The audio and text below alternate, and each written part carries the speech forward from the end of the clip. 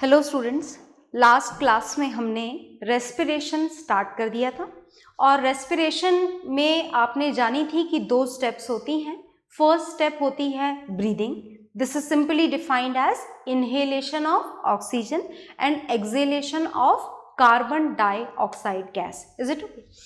तो आज जो हमको पढ़ना है इस रेस्पिरेशन में, तो रेस्पिरेशन का उसी पार्ट को हम कंटिन्यू करेंगे। कौन से पार्ट को कंटिन्यू करेंगे? सेल्यूलर रेस्पिरेशन को। Is it okay? Cellular respiration का मतलब the part of respiration which is done inside the cells. Okay, तो चलिए अब देखिए ध्यान से कि आखिर ये सेल्स के अंदर रेस्पिरेशन होता कैसे है। ओके, किस तरीके से एनर्जी लिबरेट होती है। तो हम यहाँ पर सेल्यूलर रेस्पिरेशन पढ़ने जा रहे हैं। अब ये जो सेल्यूलर रेस्पिरेशन है, ये सेल्यूलर रेस्पिरेशन को दोबारा से हमने 2 पार्ट्स में क्लासिफाई किया हुआ है। और ये कौन से 2 पार्ट्स हैं? First type of cellular respiration is aerobic respiration. कौन सा रेस्पिरेशन पढ़ना है आपको? Aerobic respiration. Is it okay? और दूसरा जो रेस्पिरेशन आपको पढ़ना है वो है अनएरोबिक रेस्पिरेशन। अब इस एरोबिक वर्ड और अनएरोबिक वर्ड का यहाँ पर क्या मतलब है, मतलब समझें। देखिए, ये जो रेस्पिरेशन है, आपने फर्स्ट बेसिक रिएक्शन इसकी लास्ट क्लास में पढ़ी थी और आपने वहाँ पर देखा था कि इस रिएक्शन को कंप्लीट करने के लिए ग्लूकोज को किसकी रिक्वायरमेंट है? ऑक्सीजन गैस की। अगर इस ग्लूकोज को ऑक्सीजन मिलेगा तो रेस्पिरेशन होगा, और ऑक्सीजन नहीं मिलेगा तो क्या रेस्पिरेशन नहीं होगा? नहीं, ऐसा नहीं है। देखिए, बात ऐसी है कि ये रेस्पिरेशन ऑक्सीजन की प्रेजेंस में भी हो सकता है। Is it okay? और ये respiration liberation of energy oxygen की एब्सेंस में भी हो सकता है। Is it okay? तो इसी हिसाब से कि रेस्पिरेशन ऑक्सीजन की प्रेजेंस में हो रहा है या एब्सेंस में, आपने इस रेस्पिरेशन को 2 पार्ट्स में क्लासिफाई किया है। First type of respiration is aerobic respiration and second type of respiration is anaerobic respiration. Is it okay? Aerobic respiration is that respiration which takes place in the presence of oxygen। और by chance किसी condition में किसी living being को, चाहे plant हो चाहे animal, अगर oxygen नहीं मिल पा रही है, in that condition also the respiration will be done, but in that case this respiration is known as anaerobic respiration. तो हमें यहाँ पर 2 टाइप के रेस्पिरेशन पढ़ने हैं, aerobic respiration and anaerobic respiration. तो चलिए हम पढ़ना शुरू करते हैं। एरोबिक रेस्पिरेशन को सबसे पहले पढ़ेंगे और उसके बाद हम पढ़ेंगे अनएरोबिक रेस्पिरेशन को। तो हम एरोबिक रेस्पिरेशन को शुरू करने जा रहे हैं। बहुत ध्यान से सुनिएगा, बहुत इम्पॉर्टेंट प्रोसेस है आपकी लाइफ का भी और एग्जाम्स के पॉइंट ऑफ व्यू से भी। तो सुनिएगा ध्यान से। हम सेल्यूलर रेस्पिरेशन का फर्स्ट टाइप पढ़ने जा रहे हैं and this first type of cellular respiration is aerobic respiration. And this aerobic respiration, याद रखिएगा, this aerobic respiration takes place only and only in the presence of oxygen. ये aerobic respiration कब होता है? ऑक्सीजन की प्रेजेंस में होता है। आ गई बात समझ में? और किस में होता है? प्लांट्स में या एनिमल्स में? सब में होता है। Is it okay? In all living beings, सारे लिविंग बींग्स में होता है, कुछ पर्टिकुलर केसेस को छोड़ करके।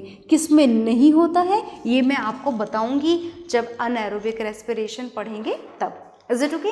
तो फिलहाल आप याद रखिएगा, whether it is a plant और animal, aerobic respiration takes place in all the living individuals. Is it okay? तो चलिए, समझ में आ गया ना हम क्या पढ़ने जा रहे हैं? पता होना चाहिए हम पढ़ क्या रहे हैं। हम एरोबिक रेस्पिरेशन पढ़ रहे हैं जो किसकी प्रेजेंस में होने वाला है? ऑक्सीजन की प्रेजेंस में। और क्या बनने वाली है? एनर्जी बनने वाली है इस प्रोसेस के अंदर। तो चलिए पढ़ते हैं हम। देखिए ये जो एरोबिक रेस्पिरेशन का प्रोसेस है ये 2 स्टेप में जाकर कंप्लीट होता है। बहुत ध्यान से सुनिएगा।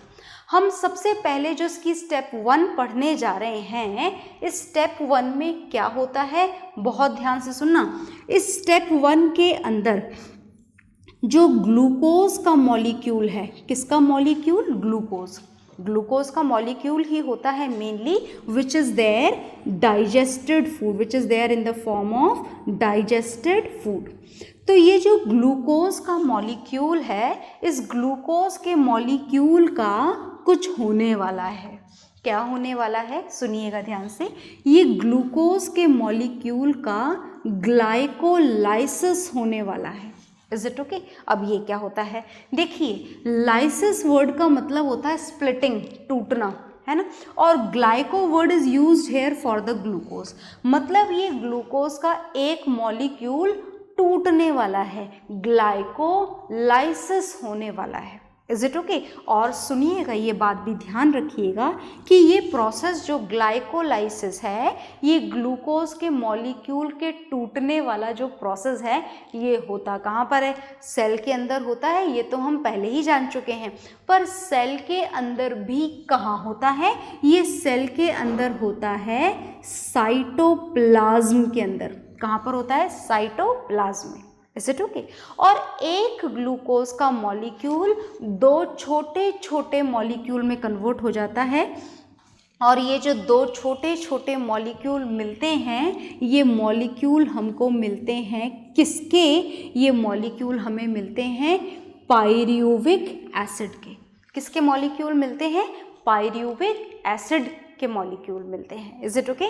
तो दोबारा से ध्यान से देखिए, स्टेप 1 क्या है हमारे एरोबिक रेस्पिरेशन की, ग्लूकोज का मॉलिक्यूल क्या होने वाला है, टूटने वाला है, स्प्लिट होने वाला है, and as this glucose molecule is going to split here, therefore this particular step is known as glycolysis, and after this glycolysis what we will get here, we will get these 2 molecules of pyruvic acid, and this first step will be done in cytoplasm.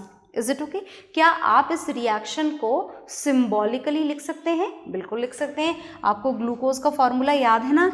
बिल्कुल याद है, C6H12O6। इसका क्या होने वाला है, splitting. क्या बोल रहे हैं हम उसको, दोबारा लिख रही हूँ, देखो मैं, ताकि आपको याद हो जाए। This is glycolysis. कहाँ पर हो रहा है ये process, first step, this is done in cytoplasm, and now we have to know the formula of pyruvic acid.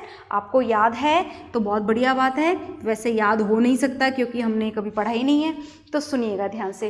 Pyruvic acid is CH3COCOOH। आप चाहें तो याद रखें, और अगर आपको ऐसा लग रहा है कि नहीं बहुत कॉम्प्लिकेटेड है, मैं याद नहीं रखना, no need to learn it, you write down its name only, pyruvic acid, that is more than sufficient for your class 10th। Is it okay? तो चलिए, तो हमने फर्स्ट स्टेप को सिम्बॉलिकली भी लिख लिया है। ग्लूकोज का मॉलिक्यूल किस में कन्वर्ट हो चुका है, इसमें। क्या है ये, पायरुविक एसिड। आप इसे पायरुविक एसिड भी बोल सकते हैं, और पायरुविक एसिड के साथ साथ आप इसे पायरुवेट भी बोल सकते हैं। 2 नाम है इसके, पायरुवेट और पायरुविक एसिड। चलिए, अब हमें पढ़नी है स्टेप 2। हम स्टेप 2 पढ़ने जा रहे हैं, बहुत ध्यान से देखना। स्टेप 1 इज डन, दोनों तरीके से लिख लिया हमने, स्टेटमेंट की फॉर्म में भी और सिम्बॉलिकली भी लिख ली है। अब इस पायरुविक एसिड का क्या होगा, सुनना ध्यान से। पायरुविक एसिड के कितने मॉलिक्यूल मिले हैं, 2 मॉलिक्यूल। मैं फॉर्मूला लिख रही हूँ, फॉर्मूला याद रहे तो ठीक, ना रहे तो आप तो 2 मॉलिक्यूल्स ऑफ पायरुविक एसिड लिख देना, दैट इज सफिशिएंट। अब ये पायरुविक एसिड की जो फर्दर स्टेप 2 होने वाली है, this step 2 is going to done in mitochondria. याद है ना माइटोकॉन्ड्रिया, तो माइटोकॉन्ड्रिया ही तो है जहाँ रेस्पिरेशन होता है। कहाँ होता है माइटोकॉन्ड्रिया, सेल के अंदर, shoe like in structure. Is it okay? And because of this reaction only, this mitochondria is also known as powerhouse of our cell. Okay? तो चलिए आगे चलते हैं। तो ये क्या था हमारे पास में, ये है pyruvic acid. Is it okay? अब पायरुविक एसिड की फर्दर रिएक्शन होने वाली है, कहाँ होने वाली है? माइटोकॉन्ड्रिया। अब इसकी रिएक्शन कैसे होगी, क्या प्रोडक्ट बनेगा? It depends on the presence and absence of oxygen. अगर इसे ऑक्सीजन मिल गई तो प्रोडक्ट कुछ और बनेगा, और अगर ऑक्सीजन नहीं मिली तो प्रोडक्ट कुछ और बनेगा। तो चलो हम ऑक्सीजन वाला पढ़ रहे हैं, क्योंकि अभी हम कौन सा रेस्पिरेशन पढ़ रहे हैं? Aerobic respiration. तो अगर इस पायरुविक एसिड को ऑक्सीजन मिल गई तो जो प्रोडक्ट बनेंगे उन्हें ध्यान से देखिए, मैं बोर्ड पर लिख रही हूँ। पहला प्रोडक्ट बनेगा 6 मॉलिक्यूल्स ऑफ कार्बन डाइऑक्साइड, और दूसरा प्रोडक्ट मिलेगा 6 molecules of water. Carbon dioxide के बारे में मैंने आपको लास्ट क्लास में भी बताया था, this is completely a waste product. Okay, water it depends. Okay, और साथ में पता है क्या मिलेंगे? 38 हाई एनर्जी मॉलिक्यूल। इसके बारे में आप पूरी तरीके से जान चुके हैं। तो 38 energy molecules will be formed, 38 adenosine triphosphate molecule will be obtained if the respiration is done in the aerobic manner. Is it okay? तो finally this aerobic respiration is done. मैं दोबारा बता रही हूँ, ध्यान से देखिएगा। This aerobic respiration is done in 2 steps, step 1 and step 2. Step 1 is known as glycolysis, which will be done in cytoplasm. In this step 1, 1 molecule of glucose will be split into 2 molecules of pyruvic acid. You can write down in this way only. There is no need to write down in the symbolic form if you don't want. अच्छा, अगर आप लिखना चाहते हैं तो लिखें। This glucose will be changed into 2 molecules of pyruvic acid. तो as you can see, this first step does not need oxygen. Oxygen की जरूरत ही नहीं है। किसको जरूरत नहीं है? स्टेप 1 को। तो if oxygen is available in the cell, then also the step 1 will be done in this way only. If oxygen is not at all available in the cell, then also the step 1 will be done in this way only. Is it okay? So step 1 does not depend on the presence and absence of oxygen. है ना? Aerobic respiration होगा तो भी ऐसे ही होगी। Glucose का molecule 2 molecule में convert हो जाएगा, किसके? पायरुविक एसिड के। और अगर ऑक्सीजन अवेलेबल नहीं है तो भी वही होगा, ग्लूकोज का मॉलिक्यूल 2 मॉलिक्यूल में कन्वर्ट हो जाएगा पायरुविक एसिड में। Is it okay? तो whatever the type of respiration is, whether it is aerobic और whether it is anaerobic, whatever the type of respiration, the first step will remain same. याद रहेगा आपको। Now the second step depends on the presence and absence of oxygen. If this pyruvic acid get oxygen, is it okay? Then what would happen? The products formed are 6 molecules of carbon dioxide that has to be removed by the process of exhalation, 6 molecules of water, and how many energy molecules? A lot of energy molecules will be obtained. How many? 38 ATP molecules will be obtained, जो बहुत ज़्यादा energy होती है, more than sufficient. Is it okay? So finally in this reaction form, this aerobic respiration is done.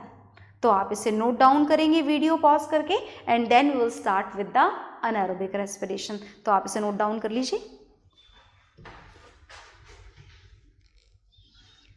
तो आप video pause करेंगे और note down करेंगे। और देखो अब मैं स्टेप 2 हटाने जा रही हूँ। यहाँ से देख रहे हैं ना आप सारे बच्चे, ये स्टेप 2 मैंने हटा दी है। और देखो हम इसी में करेक्शन कर रहे हैं ताकि आपको भी याद रहे कि आखिर डिफरेंस है कैसा।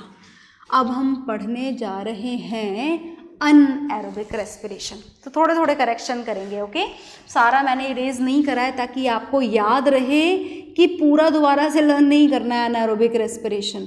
हम कौन सा रेस्पिरेशन पढ़ने जा रहे हैं अब? Anaerobic respiration which is done in the absence of oxygen. कब होती है ये? एब्सेंस ऑफ ऑक्सीजन में। बाई चांस ऑक्सीजन ना मिल पाए तो देखिए, अगर ऑक्सीजन ना मिल पाए तो स्टेप 1 क्या रहेगी? सेम है ना, ग्लूकोज का मॉलिक्यूल ग्लाइकोलाइसिस होगा, 2 पायरुविक एसिड में कन्वर्ट हो जाएगा। अब इस पायरुविक एसिड का आगे क्या होगा? वो हमको जानना है यहाँ पर। तो अब मैं इसको यहाँ से रफ करने जा रही हूँ, पर याद रखिएगा this is the first step which is same even for the anaerobic respiration. So if you are going to note it down in your science register, then this anaerobic respiration can be, you can note it down till here. दोबारा से आप इसे note down कर सकते हैं। तो अब मैं इसको यहाँ से रफ करने जा रही हूँ और बहुत ध्यान से सुनना। हम अनएरोबिक रेस्पिरेशन पढ़ने जा रहे हैं। क्या है ये अनएरोबिक रेस्पिरेशन? तैयार हो सुनने के लिए? चलिए सुनते हैं। तो पहली बात तो हमको ये जाननी है, step 1 step 2 that will see later. पहली बात तो हमें ये जाननी है कि ये जो अनएरोबिक रेस्पिरेशन है ये कब होता है और कब होता है और क्यों होता है। कारण सुनिए। देखिए ये अनएरोबिक रेस्पिरेशन, बहुत ध्यान से सुनना, इसमें थोड़े वेरिएशंस ज़्यादा हैं। ये अनएरोबिक रेस्पिरेशन प्लांट्स में भी हो सकता है, इज इट ओके? और ये अनएरोबिक रेस्पिरेशन एनिमल्स में भी हो सकता है। बहुत ध्यान से सुनना, बहुत मज़ेदार टॉपिक है, इज इट ओके? तो अनएरोबिक रेस्पिरेशन प्लांट्स में कब होगा और एनिमल्स में कब होगा, दोनों की अलग अलग कंडीशंस हैं। देखिए जैसे कुछ प्लांट्स हैं नॉन ग्रीन प्लांट्स, जैसे हम एक नॉन ग्रीन प्लांट का नाम मैं यहाँ पर लिख देती हूँ, यीस्ट। इस यीस्ट के अंदर तो आप यूँ मानो कि एरोबिक रेस्पिरेशन होता ही नहीं है। ये हमेशा ही कौन सा रेस्पिरेशन करता है? Anaerobic, specially during the process of fermentation. आप अपने घरों में कुकिंग प्रोसेस के लिए भी जब fermented food is required, at that time you add some yeast into it, and during the process of that fermentation yeast only apply the process of anaerobic respiration. सिर्फ और सिर्फ ये किससे एनर्जी गेन करता है? अनएरोबिक रेस्पिरेशन से। अब हमें जानना है कि एनिमल्स में ये कब होता है अनएरोबिक रेस्पिरेशन। सुनना ध्यान से। एनिमल्स में देखो अनएरोबिक रेस्पिरेशन, बहुत ध्यान से सुनना, बहुत सारे क्वेश्चन फ्रेम होते हैं क्योंकि इसके ऊपर। This anaerobic respiration in animals is done during the process of physical exercise. जब आप भागते हो, दौड़ते हो, इज इट ओके, जिम जाते हो, जिम में ट्रेडमिल पे भागते हो, इज इट ओके, या नॉर्मली कोई भागम भागी वाला गेम खेला करते हो या कोई सा भी गेम आप खेलते हो, इज इट ओके। तो जब आप कोई सी भी फिजिकल एक्सरसाइज करते हो, eight that time you need more oxygen. अब हाफने लगते हो ना आप, इज इट ओके, तो आप हाफने लगते हो, आपको ज़्यादा एनर्जी की ज़रूरत है, आपको ज़्यादा ऑक्सीजन की ज़रूरत होती है उस वक्त, और वो ऑक्सीजन उस टाइम पर एग्जैक्टली सप्लाई नहीं हो पाती, और उसी मोमेंट पे आपकी बॉडी के अंदर कौन सा रेस्पिरेशन शुरू हो जाता है? अनएरोबिक रेस्पिरेशन शुरू हो जाता है, इज इट ओके। चाहे आप ह्यूमन बींग्स हो, चाहे कोई दूसरा एनिमल बींग हो, जैसे डियर आगे आगे भाग रहा है, लायन पीछे पीछे भाग रहा है उसका शिकार करने के लिए, तो जब वो बहुत तेजी से भागते हैं एक के आगे और एक के पीछे, इन दैट कंडीशन उनके अंदर भी कौन सा रेस्पिरेशन शुरू हो जाता है? Anaerobic respiration. तो कोई सा भी एनिमल बींग हो, है ना, कोई सा भी एनिमल बींग जब वो भाग रहा होता है, फिजिकल एक्सरसाइज कर रहा होता है, उस दौरान उसकी बॉडी में ऑक्सीजन की डिफिशिएंसी होने के कारण कौन सा रेस्पिरेशन शुरू हो जाता है? Anaerobic respiration, right. तो चलिए देखते हैं हम कि अनएरोबिक रेस्पिरेशन के क्या नुकसान हैं, एरोबिक वाला ही क्यों, इतनी ऑक्सीजन क्यों। तो चलिए हम डिफरेंस जानते हैं। This anaerobic respiration is not at all going to be done in the similar manner in plants and in animals. Different products will be formed, different reactions will take place over there। तो सुनिएगा कि plants में कैसे होती है। देखिए step 1 complete हो चुकी है, मैं नहीं लिख रही हूँ दोबारा, आई होप आपने लिख ली होगी। स्टेप 1 इज डन, हम पढ़ चुके हैं, स्टेप 1 पढ़ चुके हैं ना। ग्लूकोज का मॉलिक्यूल किस में कन्वर्ट हो चुका है? पायरुविक एसिड के मॉलिक्यूल में। तो देखिए ध्यान से, पायरुविक एसिड के मॉलिक्यूल हैं, है ना जी, और पायरुविक एसिड के मॉलिक्यूल यीस्ट के अंदर इसका क्या होने वाला है? Anaerobic respiration. और जब यीस्ट में अनएरोबिक रेस्पिरेशन होता है तो कार्बन डाइऑक्साइड के 2 ही मॉलिक्यूल मिलते हैं, सिर्फ 6 नहीं मिलते, इज इट ओके। और सुनना ध्यान से, प्लस प्रोडक्ट लिख रही हूं मैं सारे, प्लस 2 मॉलिक्यूल मिलते हैं आपको इसके, अब ये भी कंपाउंड आपके लिए नया ही है, इस कंपाउंड का नाम है इथेनॉल, इज इट ओके। और साथ में 2 मॉलिक्यूल आपको मिलते हैं एटीपी के। तो देखो कितनी सारी दिक्कत हो गई। दिक्कत ये हुई कि जहां एरोबिक रेस्पिरेशन में 38 हाई एनर्जी मॉलिक्यूल मिल रहे थे, वहीं अनएरोबिक रेस्पिरेशन में सिर्फ 2 एटीपी के मॉलिक्यूल मिलते हैं। तो काम चलाना मुश्किल हो जाता है ना। तो this is the anaerobic respiration in plants and if it is going to happen in animals then look here कि क्या प्रोडक्ट बनेंगे। अगर यही एनिमल्स के अंदर हो तो ये जो 2 पायरुविक एसिड के मॉलिक्यूल हैं, देखो मैंने है ना नाम लिखा है यहाँ पर पायरुविक एसिड का, as the formula is not that much important to be written here. आप चाहें आपको याद रहे तो आप फॉर्मूला भी लिख सकते हैं, ठीक है।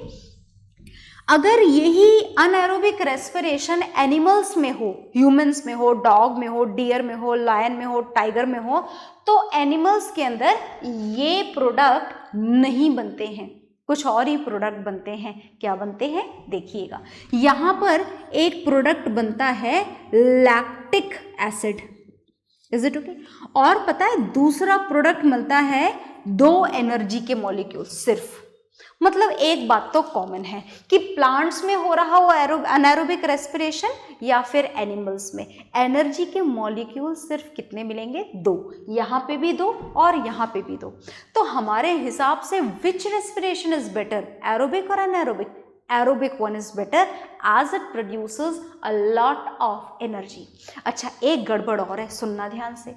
ये देखो जो लैक्टिक एसिड बना ना, ये थोड़ा परेशानी क्रिएट करता है। जैसे मानो कि आप भाग रहे हो जोर जोर से, तो जब आप भाग रहे हो तो आप अपने लेग्स की मसल्स को ज़्यादा काम में ले रहे हो, है ना। और इसी कारण से आपको ज़्यादा एनर्जी की ज़रूरत पड़ी और ऑक्सीजन की सप्लाई ना होने के कारण आपकी लेग्स की मसल्स में कौन सा रेस्पिरेशन शुरू हो गया? Anaerobic respiration. और जब लेग्स की मसल्स में अनएरोबिक रेस्पिरेशन हुआ तो क्या प्रोडक्ट बना? तो प्रोडक्ट बना लैक्टिक एसिड। तो आपकी लेग्स की मसल्स में लैक्टिक एसिड एक्यूमुलेट होने लगता है और इस लैक्टिक एसिड की वजह से आपको आ जाते हैं क्रैम्प्स, है ना। ज़्यादा जोर से भागते हो तो कभी कभी पैर में क्रैम्प आ जाता है, या जो भी एक्सरसाइज कर रहे हो, हाथों की एक्सरसाइज कर रहे हो, डंबल उठा रहे हो बार बार हैवी, तो उस कंडीशन में आपकी हाथों की मसल्स में लैक्टिक एसिड बन जाएगा, हाथों की मसल्स में क्रैम्प आ जाएगा। आ गई ना बात समझ में। तो ये जो लैक्टिक एसिड बन रहा है, ये लैक्टिक एसिड की बॉडी में एक्यूमुलेशन की वजह से आपको क्या आ जाते हैं? मसल क्रैम्प्स आ जाते हैं। ये क्रैम्प ह्यूमन बींग्स को ही आए ऐसा ज़रूरी नहीं है। जो भी लिविंग बींग भाग रहा है, जो भी एनिमल भाग रहा है, उसके अंदर ये क्या आ जाएंगे? क्रैम्प्स आ जाएंगे। आ गई बात समझ में। तो ये आपने पढ़ा अनएरोबिक रेस्पिरेशन। अच्छा ये क्रैम्प सही भी हो सकते हैं क्या? बिल्कुल सही हो सकते हैं। धीरे धीरे आपने जैसे हॉट वाटर बाथ लिया है ना, आपने उस पर्टिकुलर हाथ को या पैर को गर्म पानी में डुबो के रखा, इन that condition by the proper circulation of blood this lactic acid will change into the carbon dioxide water and produces energy। तो फाइनली वो क्रैम्प इस लैक्टिक एसिड के सोल्यूशन के साथ में खत्म हो जाया करता है। तो this is aerobic respiration and anaerobic respiration is done. This is the anaerobic respiration in plant and this is the anaerobic respiration in animals। हम पढ़ चुके हैं, पर इसको आप नोट डाउन कर लीजिए, ओके।